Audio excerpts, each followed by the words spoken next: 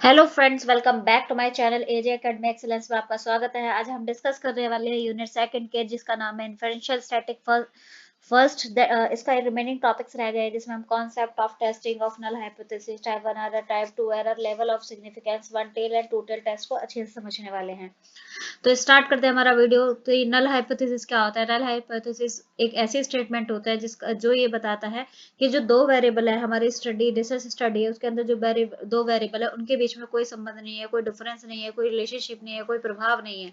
It is a serve as a starting assumption। ठीक है, ये क्या करता है? ये static assumption for the statical testing. तो जैसे कि एक डेफिनेशन को समझने की कोशिश करते हैं कि जो नल हाइपोथेसिस होता है वो एक ऐसा स्टेटमेंट होता है जो about the population parameter which the researcher try to test and usually stating that there is a no significant difference between और इफेक्ट। कि नल हाइपोथेसिस मतलब एक अजम्पशन की जाती है, अज्यूम किया जाता है। ये ऐसी स्टेटमेंट होती है जिसमें हम पॉपुलेशन को ये मानते हैं कि रिसर्चर ये टेस्ट करने की कोशिश करता है कि जो दो वेरिएबल्स हैं उन वेरिएबल के बीच में कोई संबंध नहीं है, कोई डिफरेंस नहीं है और कोई प्रभाव नहीं है। तो इसे साबित करने की कोशिश की जाती है। नाउ कि क्या इसके की पॉइंट्स होते हैं नल हाइपोथेसिस के? तो अजम्पशन क्या होती है? नो इफेक्ट होता है, यानी कि हम जो नल हाइपोथेसिस है उसको एच जीरो से डिनोट करते हैं। इसमें एज्यूम किया जाता है कि any observation difference is due to chance और सैंपल एरर। कि ये माना जाता है कि जो डिफरेंस होगा ना, या तो कोई चांस मतलब एज एज अ चांस हो सकता है, या फिर सैंपल एरर की वजह से मतलब डिफरेंस हो सकता है। अब बात करते हैं टेस्टेबल। तो नल हाइपोथेसिस ऐनी होनी चाहिए कि जिससे कि हम जो सैंपल डाटा को यूज करके उसे टेस्ट कर पाए। कॉम्प्लीमेंट होना चाहिए, यानी कि अल्टरनेटिव हाइपोथेसिस होना चाहिए कि जो स्टेटमेंट है वो ये दिखाती है कि अल्टरनेटिव हाइपोथेसिस जो होती है वो ये दिखाती है कि उसके बीच में कोई ना कोई इफेक्ट है, कोई ना कोई डिफरेंस है। फिर आता है बायस, कहता है bias for differences. Bias for differences का क्या मतलब हो जाता है कि जो हमारी स्टैटिकल टेस्ट होता है वो स्टार्ट करते हैं किससे? नल हाइपोथेसिस से, और ये मानते हैं कि ये सत्य है जब तक कि उसके लिए एविडेंस हमारे को नहीं मिल जाते। तो इस तरीके से इसके ये की पॉइंट्स आ गए। अब बात करते हैं हमारा कि जैसे उदाहरण के तौर पे हम समझने की कोशिश कर रहे हैं कि अगर हम ये देख रहे हैं कि हमने नए टीचिंग मेथड्स लगाए हैं, हम ये देखते हैं कि टीचिंग मेथड की मतलब जो टीचिंग मेथड है कि does a teaching method improve the student score. कि जो नए टीचिंग मेथड है क्या वो बच्चों के स्कोर्स को या नंबर को बढ़ा सकते हैं? तो नल हाइपोथेसिस ये होगा कि जो है कि जो नए मेथड्स है ना वो कोई प्रभाव नहीं डाल रहे हैं स्कोर्स पे। लेकिन अल्टरनेटिव हाइपोथेसिस ये बोलता है कि हाँ, कोई ना कोई प्रभाव पड़ रहा होगा, स्कोर्स बढ़ रहे होंगे इस तरीके से। अब नेक्स्ट, अगर एग्जांपल से समझे कि is the mean weight of student is 50 KG, तो नल हाइपोथेसिस मानेगा हाँ 50 केजी है, वो ये मानेगा अल्टरनेटिव कि नहीं 50 केजी नहीं है। ठीक है। ऐसे ही डू कहता do boys and girls differ in our exam performance. कि जो गर्ल्स और बॉयज की जो परफॉर्मेंस होती है क्या उसमें डिफरेंस होता है? तो नल हाइपोथेसिस मानता है कि क्या आता है, कोई डिफरेंस नहीं होता, लेकिन अल्टरनेटिव मानता है हाँ कोई ना कोई डिफरेंस तो होता है। इस तरीके से अब बात करते हैं कि टेस्टिंग ऑफ नल हाइपोथेसिस क्या होता है। तो टेस्टिंग ऑफ नल हाइपोथेसिस का मतलब होता है कि देखो, टेस्टिंग ऑफ नल हाइपोथेसिस एक स्टैटिकल प्रोसीजर होता है जिसे यूज किया जाता है ये डिसाइड करने में कि जो हमें whether the evidence from the sample data support और रिजेक्ट। कि जो नल हाइपोथेसिस बनाई गई है ना, तो हमें उसके लिए डाटा कलेक्ट करना होता है कि वो हमारे जो नल हाइपोथेसिस उसको या तो सपोर्ट करे या फिर उसको रिजेक्ट करे। अब बात करते हैं डेफिनेशन। अगर डेफिनेशन क्या है, तो डेफिनेशन है that is process of determining whether the sample data provides sufficient evidence to reject null hypothesis at a given level of significance। कि जो हमारा जो null hypothesis टेस्टिंग में क्या होता है कि हम जो सैंपल डाटा प्रोवाइड किया जाता है इतना डाटा होना चाहिए कि या तो हमारी null hypothesis को सही साबित करे या फिर उसको कहते हैं रिजेक्ट करे। तो sample data provide sufficient evidence, यानी कि पर्हैप्स कहते हैं सबूत प्रोवाइड किए जाते हैं टू रिजेक्ट करने के लिए नल हाइपोथेसिस को एक लेवल ऑफ सिग्निफिकेंस पे। अब बात करते हैं कि क्या स्टेप्स होते हैं हमारे नल हाइपोथेसिस के लिए।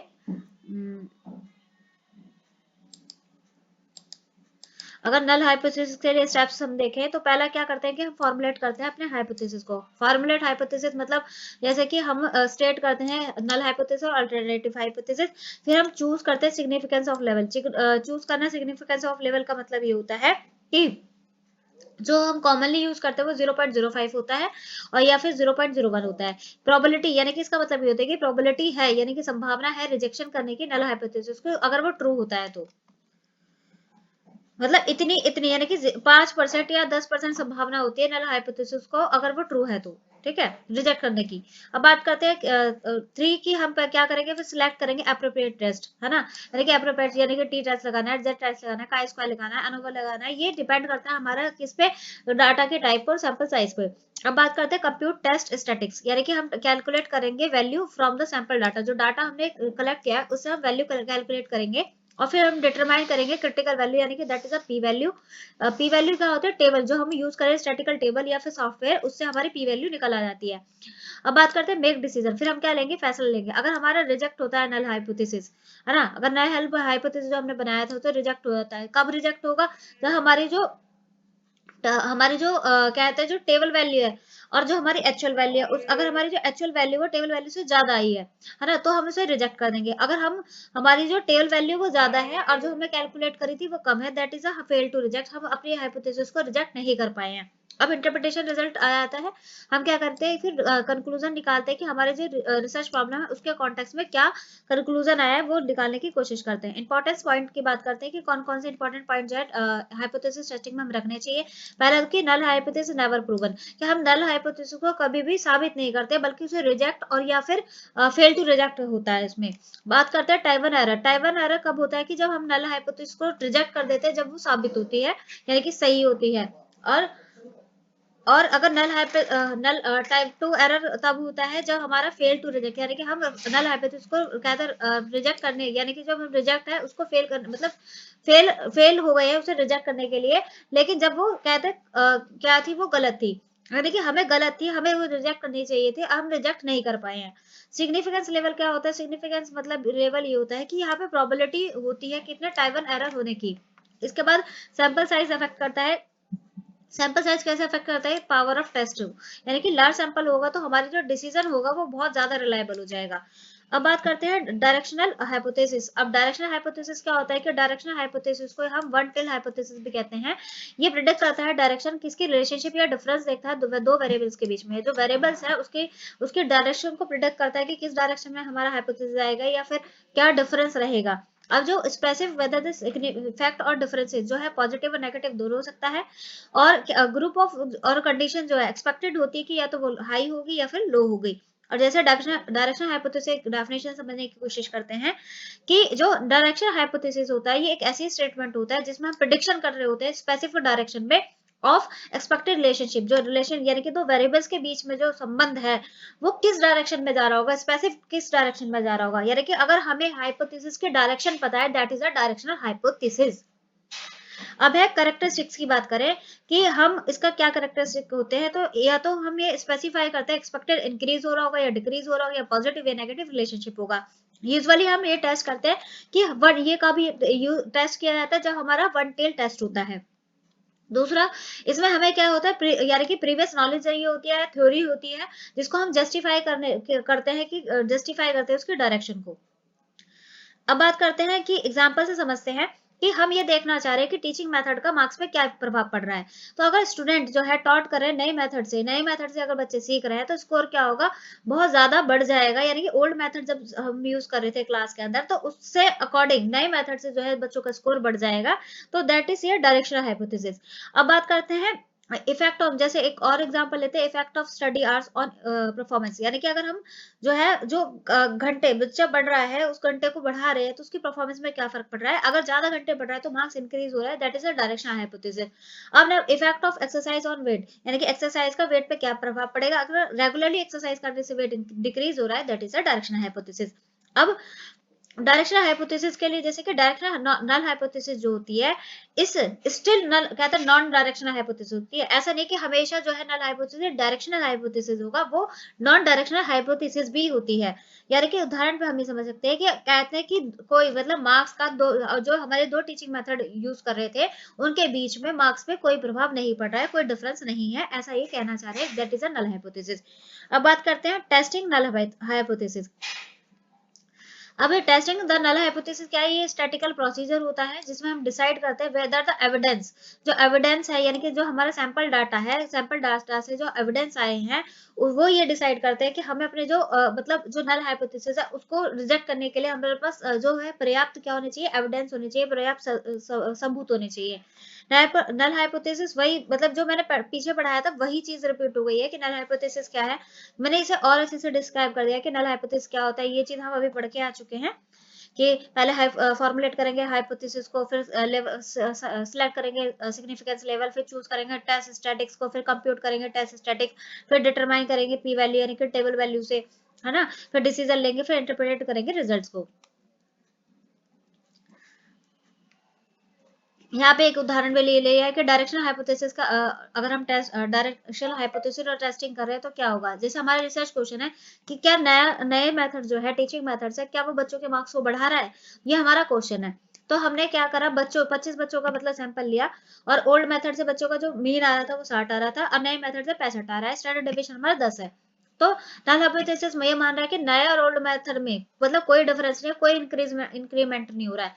लेकिन अल्टरनेटिव मान रहा है कि जो है बच्चों के मार्क्स इंक्रीज हो रहे हैं। लेवल ऑफ सिग्निफिकेंस मतलब ये होता है कि हम 5% चांस ले रहे हैं कि हमारी नल हाइपोथेसिस को रिजेक्ट किया जा सकता है। अब अगर यहाँ पे हम वन टेल टी टेस्ट लगा रहे हैं तो यहाँ पे न्यू मेथड में से ओल्ड मेथड के नंबर के मार्क्स जो है माइनस करेंगे तो 5 आ गया है। यहाँ पे स्टैंडर्ड डेविएशन हमारा 10 दे रखा था और एन की वैल्यू हमारी क्या है, एन की वैल्यू हमारी 25 है। तो इसको अगर हम फॉर्मूले में रखेंगे कैलकुलेट करेंगे तो 2.5 आ गया। अब 2.5 क्या हमारी जो हमने कैलकुलेटेड वैल्यू है।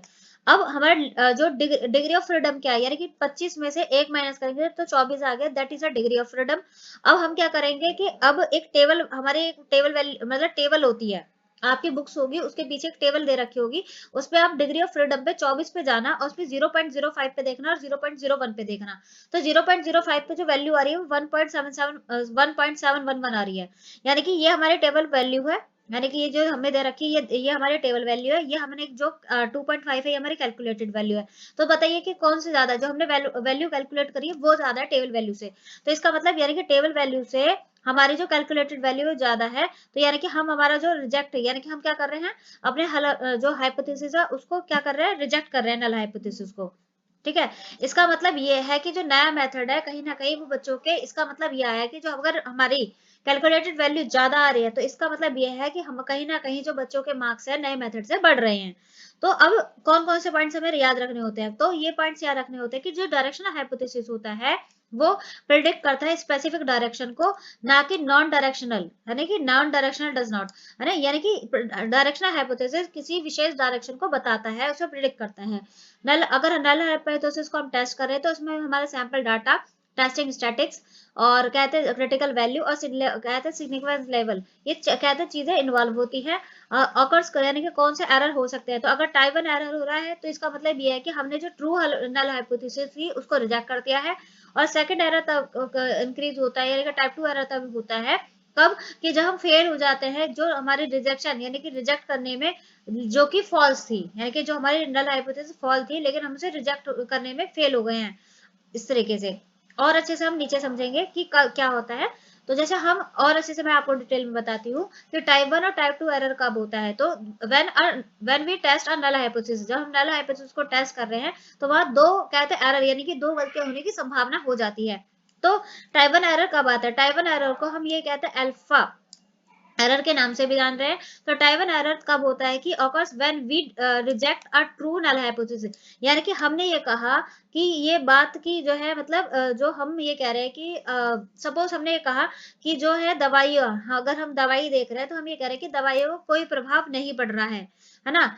और मतलब और हमने ये कह दिया मतलब हमने जब टेस्ट किया कि ये देखा कि दवाइयों को कोई प्रभाव नहीं पड़ रहा है, और लेकिन हमने ये बता दिया कि हाँ प्रभाव तो पड़ रहा है। अगर सपोज आपकी दवाई, आपने कोई दवाई बनाई, उस दवाई का कोई प्रभाव नहीं पड़ रहा है पेशेंट के ऊपर और आप बाद में ये कह दो कि नहीं नहीं मेरी दवाई तो बहुत अच्छी है, उसका तो बहुत प्रभाव पड़ रहा है। तो इसका मतलब क्या हुआ कि जो आपकी कहते जो चीज गलत थी आपने उसको कहते गलत को रिजेक्ट नहीं किया, उसको ट्रू बता दिया, यानी कि जो सही है ना, उसको सही ना बताकर उसको रिजेक्ट कर दिया है। यानी कि दूसरे शब्दों में और समझने की कोशिश करते हैं कि इसमें कंक्लूड ये होता है कि there is a significant difference, और यानी कि कोई ना कोई अंतर था। ठीक है, और नल कहता जो है नल हाइपोथेसिस हमारी ट्रू थी। तो प्रोबेबिलिटी डिनोट करते हैं और बेहतर तरीके से नीचे और एग्जांपल से और समझाने की कोशिश करेंगे आपको कि जो डिनोट कर रहे हैं हम इसको पहले तो इसे हम अल्फा से डिनोट करते हैं और which is the significance level of test. अब बात करते हैं एक और क्वेश्चन से आपको अच्छे से समझाने की कोशिश कर रहे हैं कि अब हमने जैसे कि does a new drug lower कहते हैं लोअर ब्लड प्रेशर कि एक नया ड्रग बना यानी कि एक नई मेडिसिन बनी वो ये बताता है कि जो है ना ब्लड प्रेशर इस ड्रग से कहते हैं हमारा कम हो जाता है। लेकिन नल हाइपोथेसिस ये बताता है कि जो है इस ड्रग का कोई प्रभाव नहीं पड़ रहा है। अब टाइप 1 एरर क्या कब होगा कि जो है इंक्लूड करता है कि जो ड्रग्स है हमारा वो ये कह रहा है कि उसका हमारा जो है उसने ये कंक्लूड करा कि नहीं जी हमारी दवाई लेने से ब्लड प्रेशर कम हो रहा है, लेकिन एक्चुअल में ब्लड प्रेशर कम हो ही नहीं रहा था, है ना? तो इससे क्या हुआ हमारा टाइप 1 एरर क्रिएट हो गया। टाइप 1 एरर को ही हम क्या कहते हैं पॉजिटिव फॉल्स कंक्लूजन भी कह देते हैं। यानी कि हम मैं दोबारा से समझाने की कोशिश करती हूँ कि अगर कोई दवाई आपने बनाई और उस दवाई से ये कहा कि इससे पेशेंट ठीक हो जाता है। नल हाइपोथेसिस मानती है कि कोई नई दवाई से पेशेंट ठीक नहीं हो रहा है। ठीक है? लेकिन आप ये बता रहे हो कि नहीं, नहीं कहते हैं जो है हमारी दवाई से तो ठीक हो जाता है लेकिन एक्चुअल में बच्चा ठीक ही नहीं हो रहा है। तो इससे क्या होगा जब किसी दवाई का असर नहीं हो रहा है तो डॉक्टर ये कह रहा है नहीं असर हो रहा है, तो इससे क्या होगा उसकी जान जा सकती है। तो इसका मतलब टाइप 1 एरर है। और ये सब एरर जो ये जो टाइप 1 एरर होता है ये सबसे ज्यादा खतरनाक होता है। अब आते हैं टाइप 2 एरर। अब टाइप 2 एरर क्या होता है? टाइप 2 एरर ये होता है जब हम फेल टू रिजेक्ट और फॉल्स नल हाइपोथेसिस जो गलत था, यानी कि हमारा जो नल हाइपोथेसिस वो गलत था और हम उसे रिजेक्ट भी नहीं कर पाए, है ना? तो यानी कि यहाँ पे हम ये कंक्लूड करते हैं कि कोई इफेक्ट नहीं पड़ रहा है, बल्कि इफेक्ट ये था कि वो फॉल्स था। अब इसे प्रोबेबिलिटी किससे डिनोट करते हैं? बीटा से।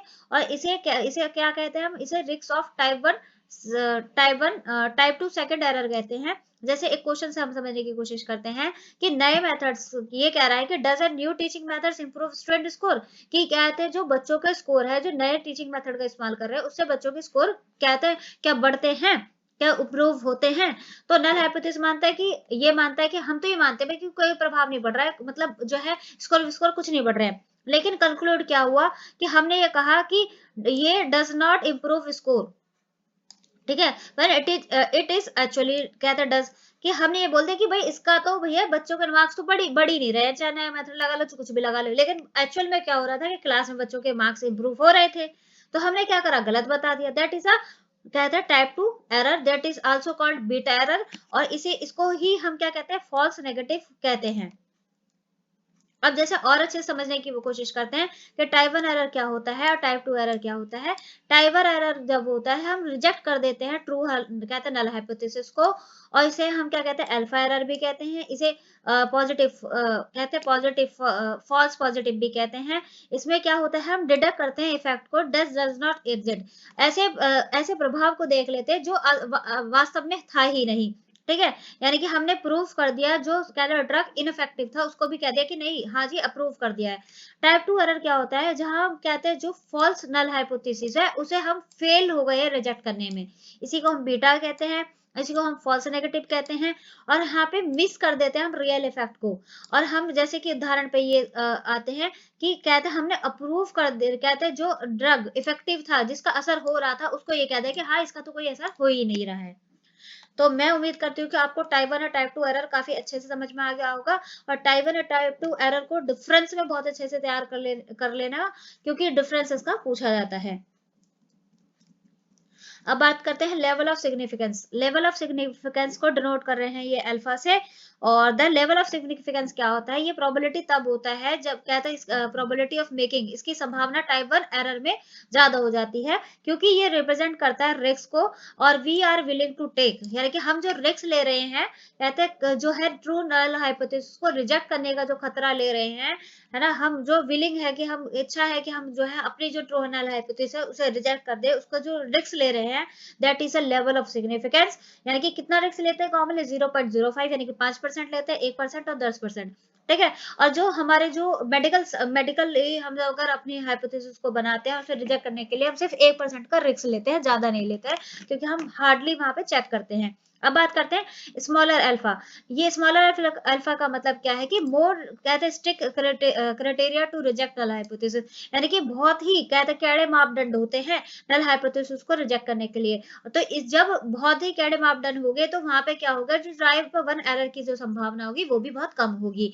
और अगर हमारा लार्ज लेवल ऑफ सिग्निफिकेंस है, यहाँ पे जो ये ये जो है ना, ये that is a level of significance, यानी कि अगर लार्ज लेवल ऑफ सिग्निफिकेंस है, यानी कि हम यहाँ पे जो, यानी कि यहाँ पे स्मॉलर अल्फा जो हमने लिया है, यानी कि यहाँ पे जो कम संभावना होगी रिस्क की, तो यहाँ पे क्या होगा 1% हम लेंगे। और लार्ज ले रहे हैं यानी कि 10% अगर हम ले रहे हैं, तो यहाँ पे इजियर टू रिजेक्ट हो जाता है नल हाइपोथेसिस को, और जो टाइप वन एरर के जो चांस होते हैं वो ज्यादा बढ़ जाते हैं। अब देखते हैं और अच्छे समझते हैं उदाहरण से कि अगर हमारा लेवल ऑफ सिग्निफिकेंस 5% है, यानी कि 0.05 जो है, यानी कि 5% है in a test T test comparing to teaching method, यानी कि दो टीचिंग मेथड्स को अगर हम कंपेयर करें टी टेस्ट से, और हमने लेवल ऑफ सिग्निफिकेंस 5% रखा है, और हमारा जो है लेवल और सिग्निफिकेंस 0.05 है, जो वैल्यू आ रही है हमने उसे रिजेक्ट कर दिया नल हाइपोथेसिस को, यानी कि 5% चांस है कि हमारा जो फैसला है वो गलत, कहते हैं द डिसीजन इज रॉन्ग, के 4-5% चांस बढ़ जाते हैं कि हमारा जो डिसीजन है वो गलत है, यानी कि टाइप वन एरर की संभावना है। अब बात करते हैं, अगर हमारी जो पी वैल्यू है वो ज्यादा आ जाती है, पी वैल्यू इज व्हाट, कि जो पी वैल्यू जो हमने कैलकुलेट की होगी वो वैल्यू जो अगर हमारी आ रही है, तो अगर उसे हम फेल टू रिजेक्ट हो गए हैं, तो इसका मतलब ये है कि हम उसे रिजेक्ट नहीं कर पाए, तो हमारा टाइप 2 एरर हो जाएगा, जो कि ये बताता है कि जो नल हाइपोथेसिस एक्चुअल में फॉल्स था। और बेहतर तरीके से समझने की कोशिश करते हैं टाइप वन और टाइप टू एरर क्या है, कि ये इनवर्स रिलेशनशिप होता है दोनों के बीच में, कि अगर हमारा रिड्यूस हो रहा है, रिड्यूस क्या हो रहा है, अगर लेवल ऑफ सिग्निफिकेंस रिड्यूस हो रहा है तो इंक्रीज हो जाता है बीटा, यानी कि risk of type one error, और इंक्रीज अगर बीटा इंक्रीज हो रहा है तो यहाँ पे क्या हो जाएगा, हमारा टाइप टू एरर हो जाएगा, और वाइस वर्सा, यानी कि इनके बीच में इनवर्स रिलेशनशिप होता है। अब बात करते हैं सैंपल साइज इफेक्ट।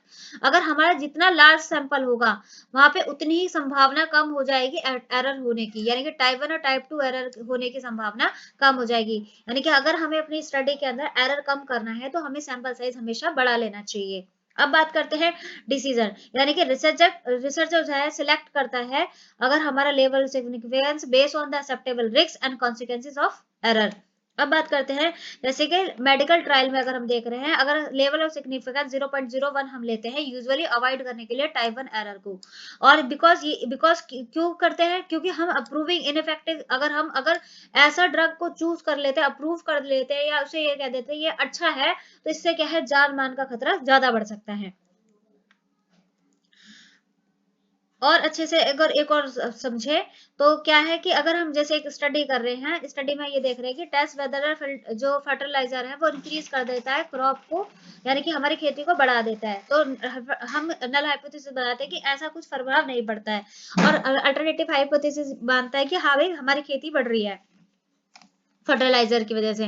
तो अब यहाँ पे जो सिनेरियो है, अब देखो फर्टिलाइजर हैज नो इफेक्ट, उसका कोई प्रभाव नहीं है, और कहते हैं बट हमने कंक्लूड कर दिया है कि वो काम काम कर रहा है, तो हमने डिसीजन लिया है कि उसे रिजेक्ट करने का, है ना, कि जो है उसका मतलब फर्टिलाइजर का कोई इफेक्ट नहीं था, है ना, कोई प्रभाव नहीं था, और हमने कंक्लूड किया है कि ये काम कर रहा है, तो यहाँ पे क्या हमने रिजेक्ट कर दिया अपनी नल हाइपोथेसिस को, तो क्या हो गया कि ये टाइप वन एरर हो गया है।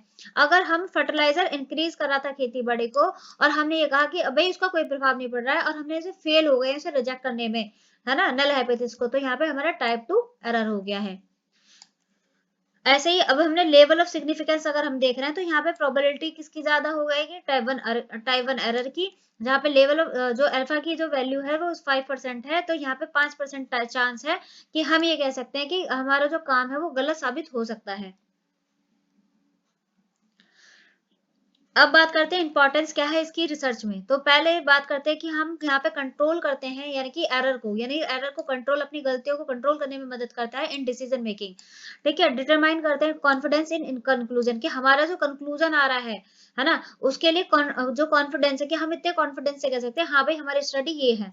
अब बात करते हैं कि ये गाइड करता है सिलेक्शन ऑफ सिग्निफिकेंस लेवल, जो कि बेस होता है रिसर्च कॉन्टेक्स्ट में, यानी कि अगर रिस्क हमारा जो हाई रिस्क स्टडी है, तो हमारा क्या होना चाहिए, लोअर लेवल ऑफ सिग्निफिकेंस होना चाहिए, जबकि मेडिसिन के केस में हमने देखा था, जैसे हम 1% जो है चांस लेते हैं। अब बात करते हैं एक्सप्लोरेटरी रिसर्च है, तो वहाँ पे हमारा लेवल ऑफ सिग्निफिकेंस अगर हमारा हाई भी है तो बात बन जाएगी। यहाँ पे इंश्योर करते हैं हम स्टैटिकल रिगरस को और रिलायबल इन्फेरेंस कहते हैं इन्फेरेंस को। तो यहाँ पे हमारा टाइप 1 और टाइप 2 एरर बहुत अच्छे से मैंने समझाने की कोशिश की है, उम्मीद करती हूँ कि आपको समझ में भी आया होगा। अब बात करते हैं हमारा जो आया हुआ है क्वेश्चन, क्या आया हुआ है, वन टेल और टू टेल में क्या डिफरेंस होता है, तो इसको समझने की कोशिश करते हैं। और वन टेल और टू टेल क्या होता है कि वन टेल क्या होता है, वन टेल देखो, वन मतलब एक तरफ, यानी कि जो हमारे टेस्ट है कहते हैं वेयर द क्रिटिकल जो रीजन है इज ओनली वन साइड, एक साइड होगा ऑफ सैंपल डिस्ट्रीब्यूशन। लेकिन टू टेल क्या होता है, the a test whether the critical region is both side, यानी कि दोनों साइड होगा क्या, सैंपल डिस्ट्रीब्यूशन, यानी कि जो सैंपल है जो डिस्ट्रीब्यूट होगा जो बटेगा वो दोनों साइड बटेगा। लेकिन वन टेल में वो सिर्फ एक तरफ होगा। अब बात करते हैं पर्पस, वन टेल का क्या पर्पस होता है, वन टेल का क्या पर्पस होता है, इसे यूज करते हैं व्हेन कहते हैं व्हेन द रिसर्च हाइपोथेसिस ये प्रेडिक्ट करती है स्पेसिफिक डायरेक्शन ऑफ इफेक्ट, कि किस डायरेक्शन में प्रभाव पड़ रहा है। लेकिन अगर टू टेल टेस्ट है तो यहाँ पे रिसर्चर ये प्रेडिक्ट नहीं कर पाता है कि उसका जो कहते हैं कि जो मतलब उसकी जो हाइपोथेसिस है वो किस डायरेक्शन में जा रही है, बस उसे पता होता है कि हाँ कोई ना कोई डिफरेंस है। हाइपोथेसिस ये तो देखो, जैसे कि अगर हमारी जो अगर हमारी नल हाइपोथेसिस जैसे अगर 50 मतलब अगर बड़ी है तो राइट साइड चल जाएगी, अगर कहते हैं मतलब 50 के बराबर है तो लेफ्ट साइड चल जाएगी, इस तरीके से। यहाँ पे हमारा मतलब पता ही नहीं होता भाई, इस तरीके से। अब बात करते हैं क्रिटिकल रीजन क्या होता है, यहाँ पे डिस्ट्रीब्यूशन होता है किसका, सिर्फ वन टेल का, और यहाँ पे स्प्लिट हो जाता है हमारा डिस्ट्रीब्यूशन, यानी कि जो डाटा होता है वो दोनों तरफ डिस्ट्रीब्यूट हो जाता है, यानी कि यानी कि हम इसमें अगर दोनों तरफ हो रहा है तो वो बोथ टेल है, और एक तरफ डिस्ट्रीब्यूटेड हो जाए तो वन टेल आ जाता है। लेवल ऑफ सिग्निफिकेंस की बात करें तो एंटायर सिग्निफिकेंस जो होता है वन टेल होता है, make a more powerful for deducting a directional effect, कि ये बहुत ही पावरफुल होता है डिटेक्ट करने में डायरेक्शनल इफेक्ट को, यानी कि डायरेक्शनल जो इफेक्ट है उसके प्रभाव को डिटेक्ट करने के लिए ज्यादा पावरफुल होता है।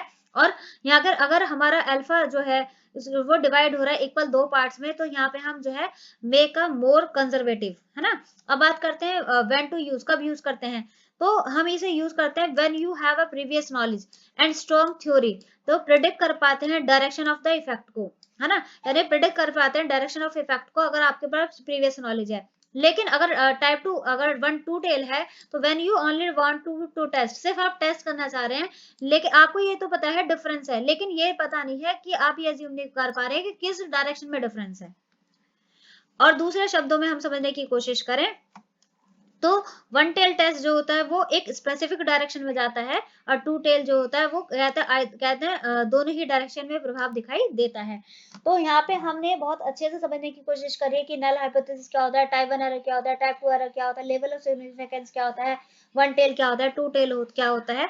तो मैंने इसे बहुत अच्छे से कंक्लूड करने की कोशिश करी है। नेक्स्ट वीडियो में हम पैरामेट्रिक टेस्ट जो है जैसे टी टेस्ट है, एफ टेस्ट है, एनोवा है और एनकोवा है, इनको बहुत अच्छे से समझने की कोशिश करेंगे और अपने प्रीवियस ईयर को भी डिस्कस करते हुए चलेंगे। अगर आपको फिर भी कोई डाउट आता है, कोई क्वेरी है, तो आप हमसे अपनी बात को शेयर कर सकते हैं, कमेंट कर सकते हैं, लाइक कर सकते हैं, शेयर कर सकते हैं, और इसी तरीके से हमारे साथ जुड़े रहें। मिलते हैं नेक्स्ट वीडियो में जल्दी आपसे।